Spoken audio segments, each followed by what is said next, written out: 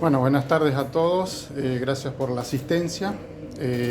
Estamos acá con Clara García y con Erika Ines en lo que es inicio prácticamente para San Carlos de esta nueva campaña política de caras al 14 de noviembre con los candidatos a diputados y senadores del Frente Amplio, al cual, digamos, como presidente del Consejo Municipal de San Carlos, he recibido en el día de la fecha. Les dejo por ahí la palabra a ellos para que empiecen a hacerle las preguntas que quieran. Bueno, muchas gracias a todos y todas por estar aquí.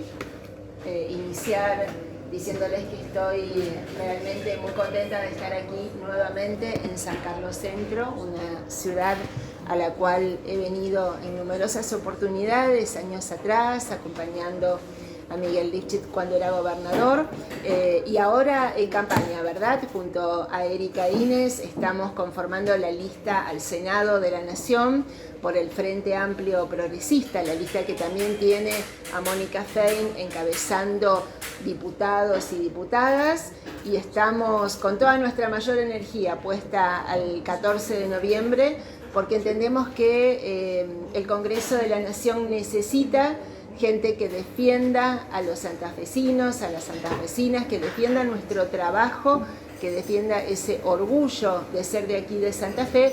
Y bueno, somos críticos tanto del gobierno nacional, que ha perdido estrepitosamente en 17 provincias este 12 de septiembre, y también del gobernador Perotti, que puesto ahora a candidato, ha también tenido el no del 82% de la gente, de los votantes, que obviamente votó otras listas y no donde está su voto. Así que nos sentimos como parte del Frente Amplio Progresista, con un enorme legado, con una gran trayectoria y con una esperanza y energía hacia llevar, como decíamos, al Congreso de la Nación la fuerza de Santa Fe. De manera que, bueno, abiertos a las consultas que quieran hacer. Bueno, ¿cuál es la principal crítica que realiza el gobierno provincial y el gobierno nacional? Al gobierno provincial, que ha sido un gobernador que llegó a la provincia sin equipo, sin programas, sin proyectos, sin prepararse, y eso se notó enormemente en la inmovilidad de este gobierno, que prefiere tener fondos guardados en el banco antes que desarrollar obra pública, programas sociales, construcción de vivienda, en fin, todo aquello de lo cual estábamos acostumbrados en los gobiernos del Frente y que, como digo, ha quedado inmovilizado, además con un formato clientelista, un formato partidista, con una clara preponderancia de los fondos que reparte hacia gobiernos del mismo signo, cosa que no estábamos acostumbrados en una provincia en la cual la institucionalidad se respetaba, cualquiera fuera el color de los gobernantes. No paro de recibir anécdotas de presidentes comunales que me dicen: estuvo aquí el gobernador por X motivo y ni siquiera me avisó, de intendentes que dicen: vino a la fiesta que lo invitamos y ni siquiera nos dejó dirigir la palabra a nuestros ciudadanos, o trajo una enorme cantidad de fondos para una comuna de un color político y cero para la del otro.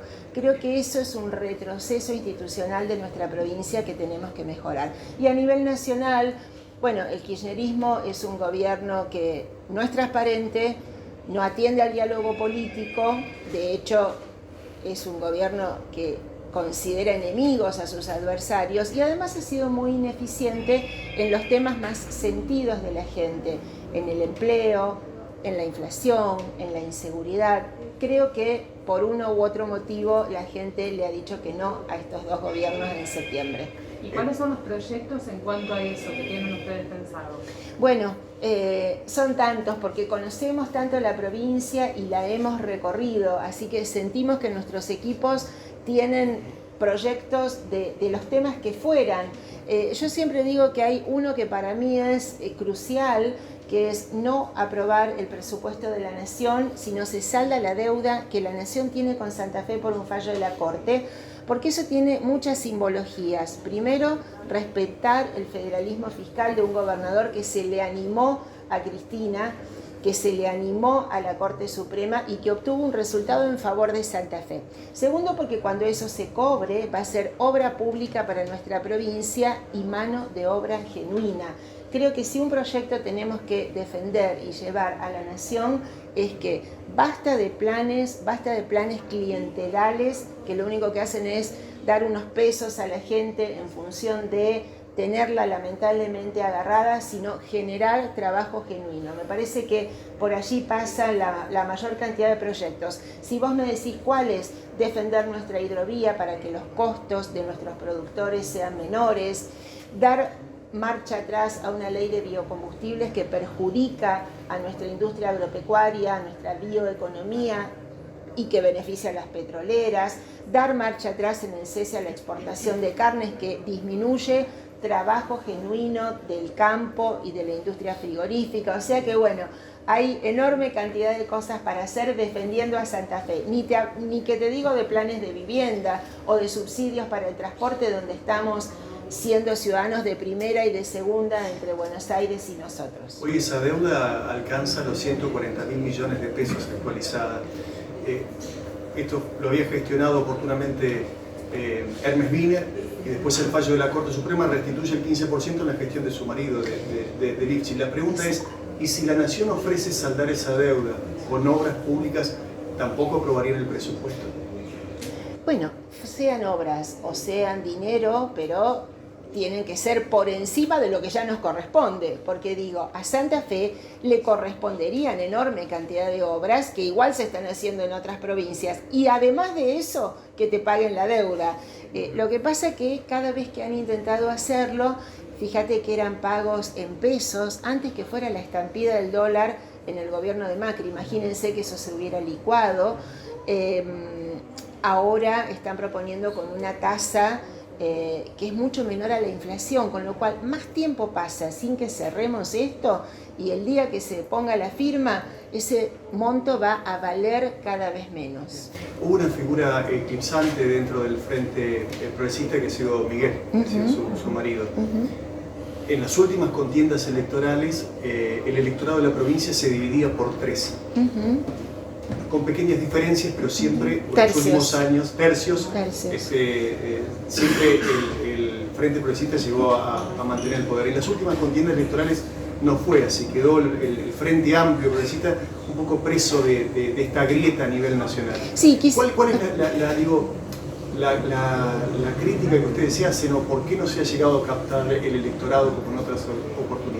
Sí, sobre todo se ha visto más en las elecciones legislativas, las de medio término, porque en la gobernación, bueno, durante 12 años fuimos gobierno y la realidad es que Perotti le ganó a Bonfatti por una cantidad muy pequeña. Hasta allí sí se mantuvieron los 3/3. Creo sin duda que la polarización de la grieta a nivel nacional, ese repiqueteo en los medios nacionales sobre que solo hay 2 chances, blanco o negro, generan además como un gancho mediático en esto de que un bando se pelee con otro bando.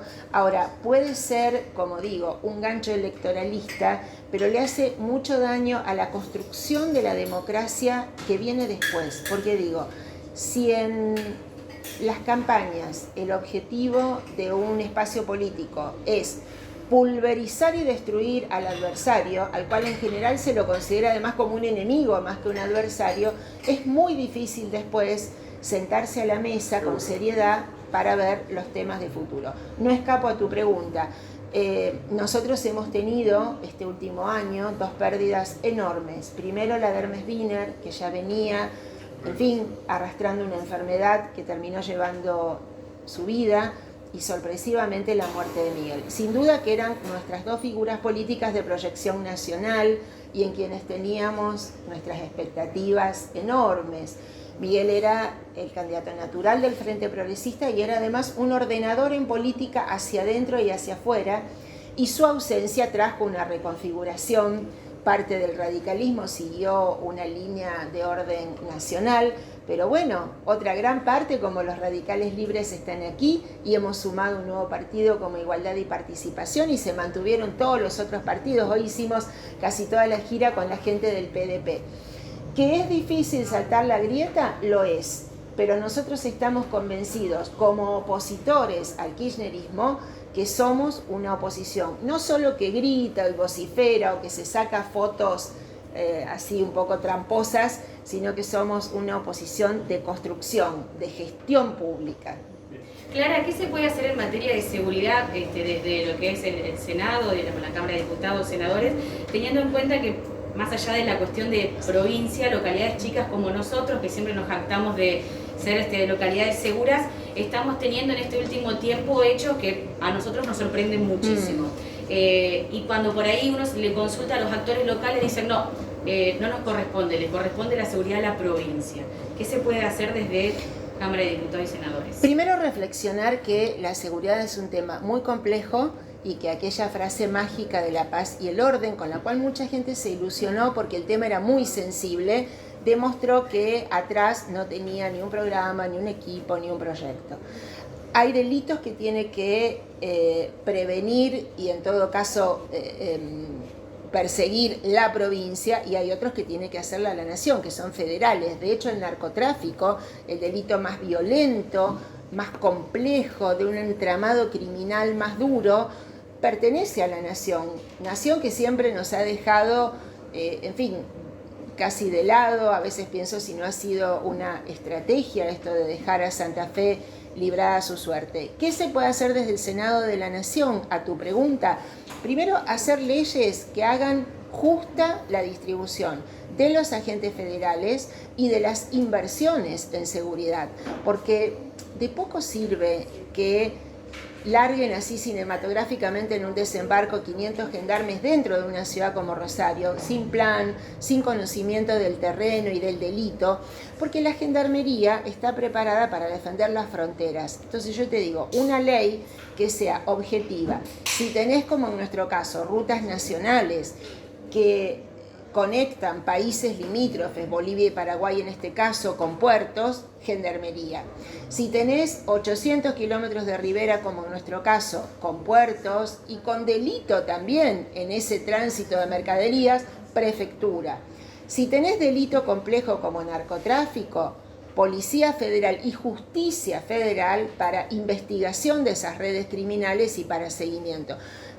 Es decir, hay mucho por hacer. Fíjense, Rosario, que tan castigada está por el delito, tiene la misma cantidad de juzgados y fiscalías federales que hace 40 años, donde este delito prácticamente no tenía trascendencia. O sea que sí, se puede hacer mucho, pero hay que trabajar serio, ¿viste? Más allá de una frase que suene cautivante. Para finalizar, al menos de mi parte, como mujer del departamento de las colonias, Erika, ¿cómo le va? ¿Qué proyecto, en caso de llegar a la Cámara de Diputados de la Nación, le gustaría abordar y que sea factible realizar? Bueno, en primer lugar, estoy en la lista de senadores con esta señora que admiro tanto. Soy suplente de Clara, tengo ese honor de secundarla en la lista de senadores. Y bueno, Clara habló de lo productivo, habló de seguridad. A mí me gustaría reforzar algo que trabajamos juntas, que es la cuestión de la educación. Como bien reflexionábamos hoy en otras charlas con colegas de ustedes durante la gira por el departamento, la educación fue una de las patas que en esta pandemia se atendió menos. Vimos que se consultaban expertos epidemiólogos, la economía de alguna manera se atendió, aunque poco y mal, pero sin embargo la cuestión educativa fue totalmente dejada de lado, fue una cuestión que no se resolvió. Nosotros tenemos muchas propuestas a nivel educativo. A nivel educativo hay que recuperar la osadía. No hay simplemente que tratar de remediar, hay que tratar de hacer educación como se merece este país, que fue una gran vertiente de igualdad durante mucho tiempo en nuestra sociedad, y todavía tenemos ese imaginario de que la educación nos iguala. Tenemos que recuperarlo, tenemos que recuperar esa osadía, buscar a los estudiantes que se quedaron en el trayecto, que no pudieron continuar con sus trayectos educativos por la pandemia, y solucionar los problemas que trae la educación de antes y que solo se agudizaron en este año. Esa es una de las propuestas que estamos trabajando, un vuelvo a estudiar nacional, que ya está aprobado en Santa Fe, que tantas veces nos dijeron Santa Fe tiene la escala, que cambió los porcentajes de deserción y que lamentablemente hoy no lo usamos como ejemplo. Otro punto que también es importante y está vinculado a lo educativo son los cuidados, cómo articular el sistema de cuidados de las personas, niños, niñas, adolescentes y las personas mayores con el sistema educativo, que dialogan pero no son lo mismo y tienen que estar articulados. Nuestro diputado Enrique Esteves presentó un proyecto de ley de cuidados y vamos a seguir profundizando ese tema. Y otro tema que también, muy breve, la cuestión de la alimentación.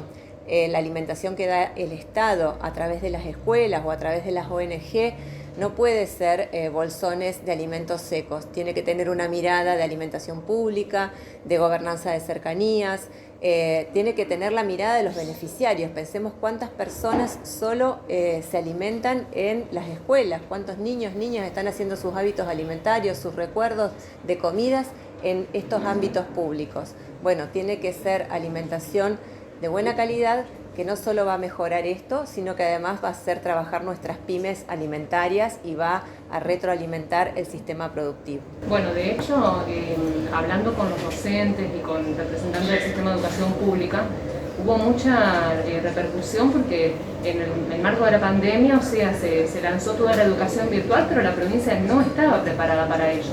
Y muchos alumnos tampoco tenían conexión a internet o cosas básicas que bueno, si se trabaja en el tema, me parece que hubo poca participación del Estado en este aspecto, ¿no? Sí, ese es un aspecto, pero como te decía, hay otros aspectos de la presencialidad, como la alimentación, que son muy importantes, y hay otras cuestiones que son más de discusión de cómo se enseña y qué se enseña, que no estuvieron presentes. Muchos equipos directivos, maestras y maestros, afrontaron solos esas decisiones. Cómo enseñar a distancia, cómo vincularse y revincularse, y creemos que se necesita más acompañamiento.